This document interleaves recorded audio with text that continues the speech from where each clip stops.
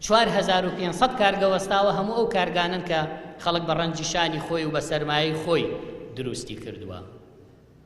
هیچ کارگەیەکی چیمەندۆ نەوەستاوە چونکە هیچی هی فەقیر نییە، هی بەرپرسەکانە. هیچ ئیشێکی نەوت نەوەستاوە بۆ چکەوانەیە و ئیشاکەن خەڵکی ئاسایی و فەقیر نین. ئەوەی خەڵکی لەسەری دەژیا کرێکاری بوو، دەستفرۆشی و بازار بوو، ئەوەشیان بۆ خەڵک نەهێشتووە چکە پارەیان گرتۆتەوە هەمویان بردۆتە دەرەوە.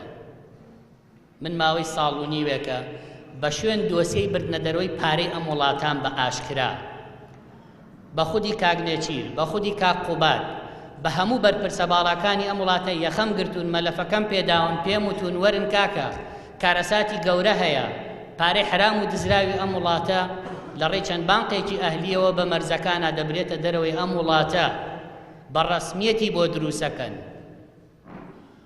هیچی خۆی نادا لەو دۆسیە بۆ چکە 5 لەو بانقانەی کە تۆمەتبارە بە بردنە دەرەوەی پارە هی سەرۆکی حکوومەت خۆیەتی، جێگرەکەشی شەریکە لەو پیسخۆریەی کە لە وڵاتە ڕووەدا.